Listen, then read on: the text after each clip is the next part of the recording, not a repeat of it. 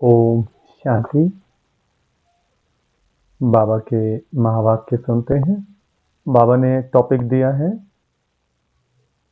सर्व प्राप्तियों की स्मृति इमर्ज कर अचल स्थिति का अनुभव करो और जीवन मुक्त बनो।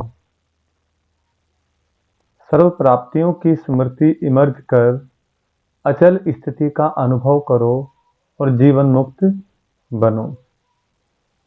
आज भाग्य विधाता बाप अपने विश्व में सर्वश्रेष्ठ भाग्यवान बच्चों को देख रहे हैं। हर बच्चे के भाग्य की महिमा स्वयं भगवान गा रहे हैं। बाप की महिमा तो आत्माएं गाती हैं, लेकिन आप बच्चों की महिमा स्वयं बाप करते हैं। ऐसे कभी स्वप्न में भी सोचा कि हमारा इतना श्रेष्ठ भाग्य बना हुआ है, लेकिन बना हुआ था, बन गया। दुनिया के लोग कहते हैं भगवान ने हमको रचा, लेकिन न भगवान का पता है, न रचना का पता है। आप हर एक भाग्यवान बच्चा अनुभव और फकुर से कहते हो कि हम शिव वंशी ब्रह्मा कुमार ब्रह्मा कुमारियां हैं। हमको मालूम है कि हमें बाप दादा ने कैसे रचा। चाहे छोटा बच्चा है, चाहे बुजुर्ग पांडव है, शक्तियां हैं। किसी से भी पूछेंगे आपका बाप कौन है तो क्या कहेंगे? फलक से कहेंगे ना कि हमको शिव बाप ने ब्रह्मा बाप द्वारा रचा, इसलिए हम भगवान के बच्चे हैं। भगवान से डायरेक्ट मिलते हैं। ना सिर्फ परमात्मा व भगवान हमारा बाप है, लेकिन वह बाप भी है, शिक्षक भी है और सतगुरु भी है। सबको यह नशा है। ताली बजाई। बाबा मिलन के अंदर गए, सब बाबा की वाणी सुनी और सबने ताली बजाई। एक हाथ की ताली बजाना, अभी यह भी एक्सरसाइज बुजुर्गों को सिखानी पड़ेगी। माना जब इतनी भीड़ के अंदर सब लोग ताली बजाते तो कितनी आवाज हो जाएगी, लेकिन बाबा कहते एक हाथ की ताली, माना ऐसे इशारा करना, हाथ नहीं बजाना, लेकिन अंदर से बाबा की याद में रहें और हाथ का इशारा देना। तो बाबा कहते हैं बुजुर्गों को यह एक्सरसाइज भी सिखानी पड़ेगी। बच्चों को खुश देख बाप दादा भी खुशी में झूलते हैं। ब्रह्मा बाबा और शिव बाबा बाप दादा हैं और सदा कहते हैं वहां मेरे हर एक श्रेष्ठ भाग्यवान विशेष आत्माएं बाप के रूप में परमात्म पालना का अनुभव कर रहे हो। यह परमात्म पालना सारे कल्प में सिर्फ इस ब्राह्मण जन्म में आप बच्चों को प्राप्त होती है। जिस परमात्म पालना में आत्मा को सर्व प्राप्ति स्वरूप का अनुभव होता है, परमात्म प्यार सर्व संबंधों का अनुभव कराता है। परमात्म प्यार अपने देह भान को भी भुला देता, साथ साथ अनेक स्वार्थ के प्यार को भी भुला देता है। ऐसे परमात्म प्यार परमात्म पालना के अंदर पलने वाली भाग्यवान आत्माएं हो। कितना आप आत्माओं का भाग्य है जो स्वयं बाप अपने वतन को छोड़ आप गॉडली स्टूडेंट्स को पढ़ाने आते हैं। ऐसा कोई टीचर देखे जो रोज सवेरे सवेरे दूर देश से पढ़ाने के लिए आवे? ऐसा कोई टीचर देखा है जो रोज सवेरे दूर दूर से पढ़ाने आए? शिव बाबा परम धाम से पढ़ाने हम बच्चों को इस धरती पर आते हैं, ब्रह्मा बाबा के तन में। ऐसा टीचर कभी देखा? लेकिन आप बच्चों के लिए रोज बाप शिक्षक बन आपके पास पढ़ाने आते हैं और कितना सहज पढ़ाते हैं। दो शब्दों की पढ़ाई है, आप और बाप, मैं कौन और मेरा कौन। इन्हीं दो शब्दों में चक्कर कहो, ड्रामा कहो, कलावृष कहो, सारी नॉलेज समाई हुई है। और पढ़ाई में तो कितना दिमाग पर बोझ पड़ता है। दुनिया में कितने सारे सब्जेक्ट हैं, कितनी टेंशन रहती है, कितना बोझ रहता है बच्चे जब पढ़ते हैं, कितना भारी भारी बैग रहता है। बाबा कहते हैं तुम्हें एकदम हल्की पढ़ाई दी है बाबा ने। जितना बाबा को याद करते जाएंगे, ज्ञान को समझते जाएंगे, उतना उतना और हल्के होते चले जाएंगे। बाबा कहते हैं और पढ़ाई में तो दिमाग पर बोझ पड़ता है और बाप की पढ़ाई से दिमाग हल्का बन जाता है। हल्के की निशानी है ऊंचा उड़ना। हल्की चीज स्वतः ही ऊंची होती है। तो इस पढ़ाई से मन बुद्धि उड़ती कला का अनुभव करती है। तो दिमाग हल्का हुआ ना, तीनों लोगों की नॉलेज मिल जाती है। तो ऐसी पढ़ाई सारे कल्प में कोई ने पढ़ी है? कोई पढ़ाने वाला ऐसा मिला तो भाग्य है ना। फिर सदगुरु द्वारा श्रीमत ऐसी मिलती है जो सदा के लिए क्या करूं, कैसे करूं, ऐसे करूं या वैसे करूं, इन सब क्वेश्चन का एक शब्द में जवाब है, फॉलो फादर। माना ब्रह्मा बाबा को फॉलो करना है। साकार कर्म में ब्रह्मा बाप को फॉलो करो, निराकार स्थिति में अशरीरी बनने में शिव बाप को फॉलो करो। दोनों बाप और दादा को फॉलो करना अर्थात क्वेश्चन मार्क समाप्त होना व श्रीमत पर चलना, यह मुश्किल है? पूछने की आवश्यकता पड़ती है क्या? कॉपी करना है। क्या कहते हैं, नकल की भी अकल नहीं है। शिव बाबा कहते हैं कि ब्रह्मा बाबा को कॉपी करना है, अपना दिमाग नहीं चलाना है। बाप समान बनना अर्थात फॉलो फादर करना मुश्किल है या सहज है? सहज है ना। 30 साल वाले हाथ उठाओ। अच्छा, 30 साल में मुश्किल लगा या सहज है? अभी देखो, 30 साल वालों को भी सहज लगा, तो आप जो पीछे पीछे आए उन्हों के लिए मुश्किल है या सहज है? सहज है ना। गर्मी के कारण सभी के हाथों में रंग बिरंगी पंखे हैं जो हिला रहे हैं। अच्छा है, पंखों की रिमझिम भी अच्छी लग रही है। बाबा मिलन में गए तो उस समय पंखे चला रहे होंगे, गर्मी लग रही होगी, तो बाबा बता रहे हैं उसका सीन अच्छी है। नवीनता होनी चाहिए ना। तो इस ग्रुप की यह भी नवीनता है, यह भी टीवी में आ गया। अच्छा है, सभी भाग भाग कर पहुंच गए हैं। बाप दादा भी स्नेह की मुबारक देते हैं। देखो, और जो भी हद के गुरु होते हैं कितने वरदान देते हैं। 1 या 10 ज्यादा नहीं देते हैं, लेकिन आपको सदगुरु द्वारा रोज वरदान मिलता है। ऐसा गुरु कब देखा? नहीं देखा ना। आप लोगों ने ही देखा, लेकिन कलब कलब देखा। तो सदा अपने भाग्य की प्राप्तियों को सामने रखो। सिर्फ बुद्धि में मर्ज नहीं रखो, इमर्ज करो। मर्ज रखने के संस्कार को बदलकर इमर्ज करो। अपनी प्राप्तियों की लिस्ट सदा बुद्धि में इमर्ज रखो। जब प्राप्तियों की लिस्ट इमर्ज होगी तो किसी भी प्रकार का विघ्न वार नहीं करेगा, वह मर्ज हो जाएगा और प्राप्तियां इमर्ज रूप में रहेंगी। बाप दादा जब सुनते हैं कि आज किसी भी कारण से कोई कोई बच्चे मेहनत करते हैं, युद्ध करते हैं, योग लगाने चाहते हैं, लेकिन लगता नहीं है, सोल कॉन्शियस के बदले बॉडी कॉन्शियस में आ जाते हैं, तो बाप दादा को अच्छा नहीं लगता है। कारण क्या? अपनी भाग्य की प्राप्तियां इमर्ज नहीं रहती, मर्ज रहती हैं। फिर जब कोई याद दिलाता है तो सोचने लगते हैं, होना तो ऐसा चाहिए, इसलिए बहुत सहज पुरुषार्थ है। प्राप्तियों को इमर्ज रखो। जब से ब्राह्मण बने तब से अपने भाग्य को स्मृति में रखो। हलचल यादगार को स्मृति में लाओ। कई बार बच्चे ज्ञान की पॉइंट्स बोलते भी हैं कि मैं आत्मा हूं, ड्रामा है, यह तो विघन है, साइड सीन है। बोलते भी रहते हैं लेकिन हिलते भी रहते हैं, हिलते हिलते बोलते रहते हैं। जब ऐसी बुद्धि बन जाए तो अचल नहीं रह सके, तो मधुबन का अचल घर याद रखो। अचलगढ़ का मंदिर है ना जो मधुबन के अंदर, माउंट आबू जाते हैं, तो बाबा कहते हैं एक है हलचल और एक है अचल। तो तुम्हारा मन हलचल में रहता है, दुखी परेशान कोई समस्या आई और हलचल में आ गए, तो तुम्हें हलचल में नहीं रहना है।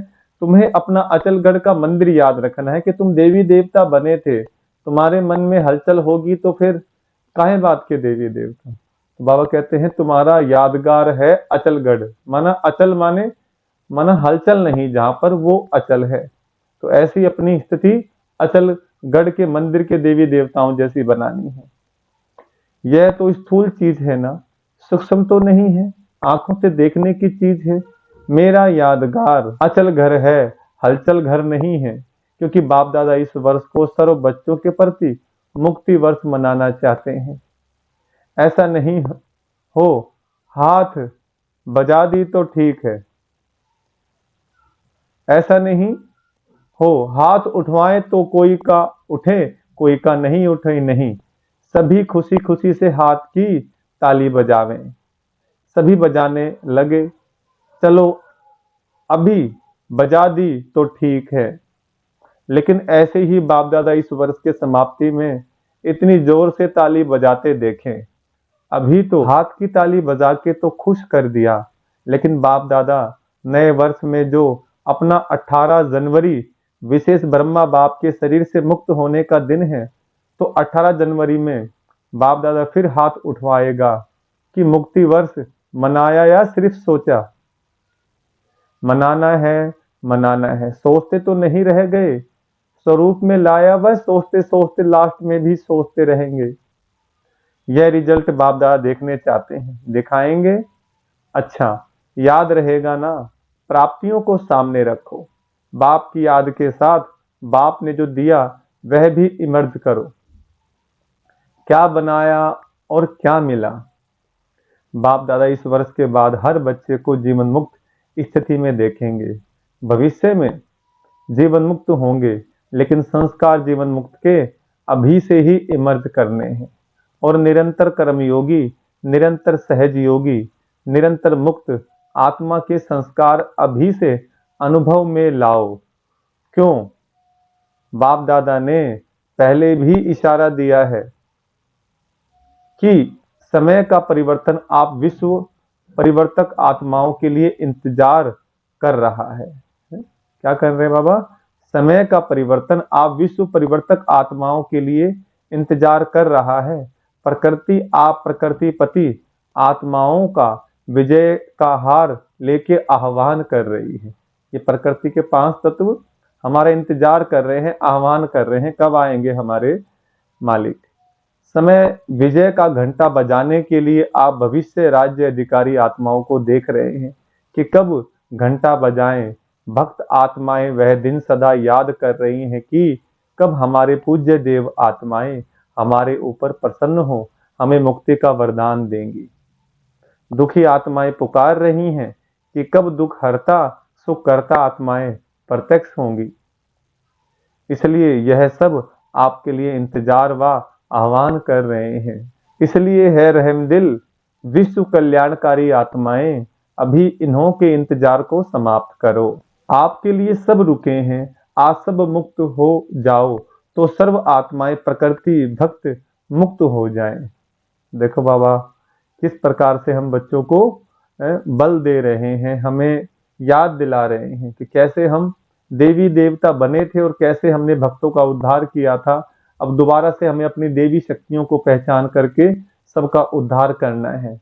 करने वाला परमात्मा है, लेकिन हम बच्चों को देखो महिमा हम बच्चों की कर देते हैं।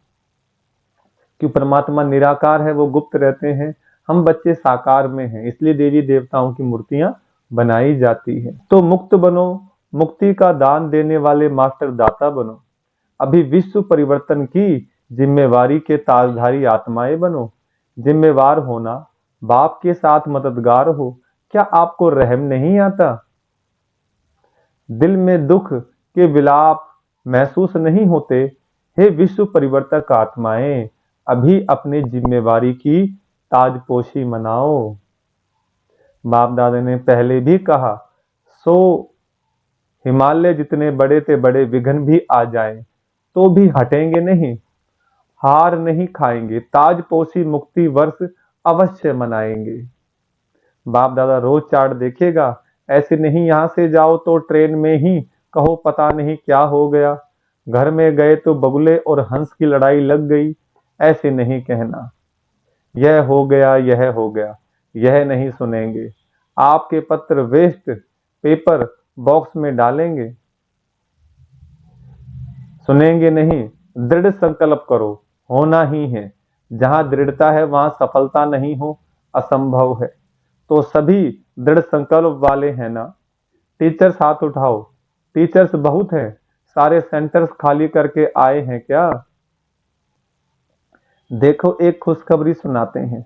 बाप दादा ने देखा, अभी देखा है, सुना है कि सर्व मधुबन वालों ने अपने परिवर्तन का लक्ष्य बहुत अच्छा रखा है। लक्षण तो देखेंगे, लेकिन लक्ष्य बहुत अच्छा रखा है। अपने में अंतर जो आया है वह भी लिखा है। लेकिन बाप दादा को खुशी है, अंतर आना शुरू हुआ, आगे होता रहेगा। लेकिन सभी ने अपने दृढ़ संकल्प का उमंग उत्साह अच्छा दिखाया है। अभी कागज में है, लेकिन कागज में भी पहला कदम तो है। तो बाप दादा को खुशी हुई, क्यों? सारे वर्ल्ड के लिए है। अर्जुन मधुबन निवासी है, निमित मधुबन निवासी हैं। सेकंड नंबर देश विदेश की निमित सेवाधारी टीचर्स हैं और सर्व सहयोगी साथी सारा परिवार ब्राह्मण आत्माएं हैं। तो मधुबन का नक्शा बाप दादा देखेंगे कि बिल्कुल बदला हुआ दिखाई दे। मधुबन वाले तो कम आए होंगे, कईयों ने तो लिखा ही नहीं है, आगे बैठने वालों ने कम लिखा है, बहुत बिजी रहे हैं। लेकिन जब काम मिलता है तो लिखने में भी मार्क्स जमा होती है। अगर नहीं लिखो तो मार्क्स एक्स्ट्रा कम हो गई, नुकसान कर दिया। जो भी डायरेक्शन मिलते हैं, डायरेक्शन बाप द्वारा मिलते हैं, चाहे निमित्त आत्माएं दादियों द्वारा मिलते हैं, उसको रिगार्ड देना अति आवश्यक है। इसमें ना बहाना देना है, ना अलबेला बनना, अलबेलापन करना। आगे के लिए बाप दादा बता देता है कि मार्क्स जमा नहीं हुई, इसलिए इसको महत्व देना, अर्थात महान बनना, हल्की बात नहीं करो। बच्चे बड़े चतुर हैं, कहेंगे बाप दादा तो जानते ही हैं ना। जानते तो हैं, लेकिन कहा क्यों? जानते हुए कहा ना, तो ऐसे छुड़ाना नहीं चाहिए। बहुत ऐसे कार्य हैं छोटे छोटे जिसको हाँ जी करने में एक्स्ट्रा मार्क्स जमा होती है। कई ऐसे स्टूडेंट हैं जो किसी भी पास्ट के संस्कार के वश बहुत अच्छे उमंग उत्साह में बढ़ते हैं, लेकिन कोई ना कोई सुनहरी धागा, बहुत महीन धागा उनको आगे बढ़ने नहीं देता। वह समझते भी हैं कि यह महीन धागा रहा हुआ है, लेकिन ही कहेंगे। लेकिन ऐसे भी पुरुषार्थ है जो छोटी छोटी कॉमन बातों में हाँ जी करने से मार्क्स ले लेते हैं, और हो सकता है कि वह थोड़ी थोड़ी मार्क्स इकट्ठी होते हुए वह आगे भी निकल सकते हैं। ऐसे भी बाप दादा मधुबन निवासी बच्चों को बाप दादा हाँ जी करने की मुबारक देते हैं, याद प्यार भी दे रहे हैं। लाख लाख गुना याद प्यार दे रहे हैं। क्यों? मधुबन है बाप दादा के स्वरूप को प्रत्यक्ष करने का शीश महल। तो एक बात की तो खुशी है, अभी कागज में आया हुआ कर्म में लाना ही है, ठीक है ना? अच्छा, मुबारक हो। अभी अगर आप सभी को अचानक डायरेक्शन मिले कि अभी अभी अशरीरी बन जाओ, तो बन सकते हो कि हलचल होगी। क्यों? लास्ट समय का यही अभ्यास पास विद ऑनर बनाएगा। तो अभी बाप दादा भी कहते हैं, एक सेकंड में सब बातों को किनारे कर अशरीरी भव ड्रिल। अच्छा, चारों ओर के अति श्रेष्ठ भाग्यवान परमात्म पालना के अधिकारी आत्माएं, परमात्म पढ़ाई के अधिकारी, परमात्मा सतगुरु के वरदानों के अधिकारी, सदा दृढ़ता द्वारा सफलता के अधिकारी, सदा अखंड योगी, अचल योगी, सदा विश्व परिवर्तन की जिम्मेवारी के ताजधारी, सदा सर्व प्राप्तियों को इमर्ज रूप में अनुभव करने वाले, ऐसे विशेष आत्माओं को बाप दादा का याद प्यार और नमस्ते। हम रूहानी बच्चों की रूहानी बाप दादा को नमस्ते। अभी मुक्त वर्ष में नंबर 1 मधुबन निवासी ठीक है, हो सकता है या मुश्किल है। हाँ जी, फिर तो बाप दादा मधुबन वालों को भी गोल्डन बैज देगा। मधुबन वालों को बैज देना है और सभी को दिया है। मधुबन वालों को मुक्त वर्ष की प्राइज देंगे, अच्छा बैज देंगे आपको। अच्छा, वरदान दिया बाबा ने। ब्राह्मण जीवन में एक बाप को अपना संसार बनाने वाले स्वत और सहजयोगी भव। वरदान का विस्तार। ब्राह्मण जीवन में सभी बच्चों का वायदा है, एक बाप दूसरा ना कोई। जब संसार ही बाप है, दूसरा कोई है ही नहीं, तो स्वत और सहजयोगी स्थिति सदा रहेगी। अगर दूसरा कोई है तो मेहनत करनी पड़ती है। यहाँ बुद्धि न जाए वहां जाए। लेकिन एक बाप ही सब कुछ है तो बुद्धि कहाँ जा नहीं सकती। ऐसे सहज योगी सहज स्वराज्य अधिकारी बन जाते हैं। उनके चेहरे पर रूहानियत की चमक एक रस एक जैसी रहती है। स्लोगन, बाप समान अव्यक्त व विदेही बनना यही अव्यक्त पालना का प्रत्यक्ष सबूत है। बाप समान अव्यक्त व विदेही बनना यही अव्यक्त पालना का प्रत्यक्ष स्वरूप है। अच्छा, ओम शांति।